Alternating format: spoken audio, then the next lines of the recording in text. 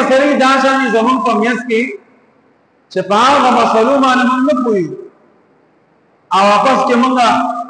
د هغه په اړه کې بحث مباحثه کوو نو په هغه باندې کې بحث مباحثه نه شریعت موږ باندې کړی چې کوم مسلو ته پته نه نو هغه باندې کې بحث مباحثه نه کوو ډیر زمون خلک دا شان دي چې د دین په اړه کې د اسلام په اړه کې احتیاط نه کوي بس نو کسان درې کسان په اړه کې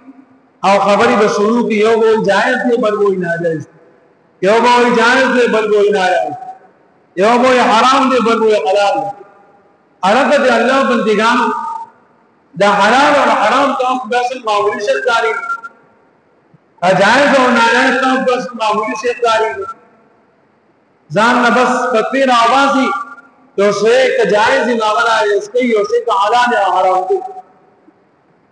دې په اړه کې علماء کرام نو رجوع کوي یو عالم نه دا هغه په اړه کې معلومات کوي او څه هغه په هغه باندې عمل کوي عالم هم کله کله انساني څنګه تاسو کړي او هغه دین کې هغه مسله نه کړلې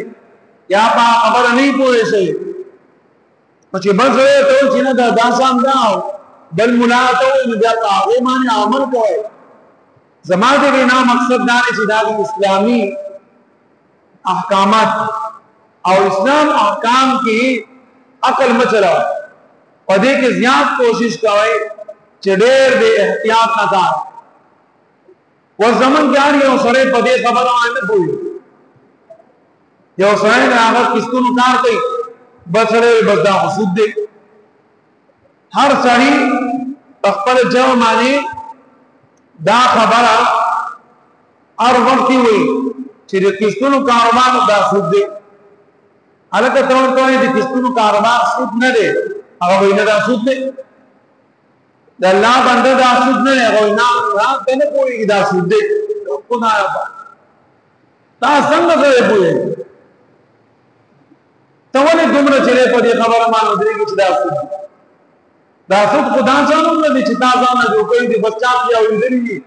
او سره پیسې غډي ته بس دا سود دی دا سود نه نه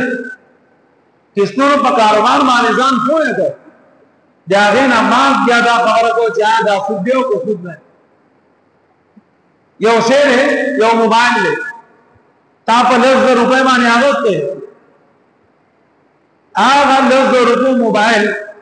تا ادار باندې په 15,000 روپے خرڅای او ادار باندې په 15,000 روپے خرڅای لیکن خرڅای کنا پیسې کو نه وکړ او موبایل خرڅای رشتل چې هغه موبایل په 15,000 باندې خرڅای نو دا سود نه دی ورته موبایل خرڅای آسان خبره یو سره چې تجارت کې آسان دي بارے هر سره تجارت کې دي پیدا دي پاره دا دي 10,000 روپے موبایل ته په نقد باندې په 15,000 خرڅای کنه خرڅای په نقد باندې په 15,000 خرڅای نو کته په ودار باندې په 15,000 خرڅ کې مسعر شو حالانکه دا په پکار ده چې ته 15,000 روپے باندې ته دې توای چې دا سود دی یو سره چې تعالی کیش پیسې راغی نقد پیسې راغی دغه موبایل تعالی په 15,000 روپے باندې یاري په هغه ډین کې هوته وای چې دا سود نه او چې ودار باندې اور کوي نو دا سود دی دا سود نه ګوره په دې خبرو باندې ځان کوی ولې چې یو سره چې کم کار کوي هغه پیدا نه او دا په ودار کې څو کم سره چې دا شی ان هغه کا لږ پیدا ملاوي شي لږ سہولت ملاوي شي اپ خپل طریقې سره پیسې په اسانه وي نو دا سود نه دی سود دې ته ویل کېږي چې یو جنس شی بل جنس لا په بدله کې ورکول لکه مثال ته یو سړی ته چې 10,000 روپے والا او میاس ما ته تمام 10,000 روپے راځي دا سود دی دا پیسې دي په پیسو باندې ته پیسې اړي دا سود یو سړی ته چې مال دا ورته په یو پلیټ کې او تور ته چې نه دو پلیټ مال غواړي دا سود یو سړی ته چینی ورته یو کیلو او تور ته چې نه د دې په بدل کې متمال 2 کیلو چینی راځي دې ته ویل کېږي سود ورچ دام چینی دا عوام چینی دا برابر ہو لیکن دا چې 1 کیلو چینی باندې کته چانا 10 کیلو ورو علی او ته علی نو دا ناجائز ندی دا جائز دې ته سود نه ویل کېږي دا کاروبار دا څنګه خلک کوي یو سره چې په قربانۍ کې ساروی والی په लाख روپے باندې هغه لیوانه نه چې په लाख روپے والی او تعالی په लाख راځي لیوانه نه هغه تعالی په लाख باندې راځي او ظاهر خبردار دا د लाख ساروی پتا باندې په 1.5 लाख روپے خرڅي 500 زره رمضان نه ګټه کوي او کیس نه پیسې علي کمانډای نو که یو سره دغه ساروی د लाख روپے د 2 میاشتو په ټیم باندې تعالی په 1.5 लाख روپے راځي باندې کسان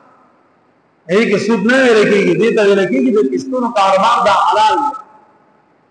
لیکن موږ زرا په جیبونو کې فتوی تیاری پرتی او موږ په دې باندې نه ډایرکټ دا پلانې سره د سود کار الګا کیسونو کار دې جدا شهره او کیسونو کاروبار یا کار کول کاروبار کول د جدا نو موږ ځان نه فتوی ورکو دي شرعي مسائل کی کم از کم احتیاط کول انسان لپاره انتهایی ضروری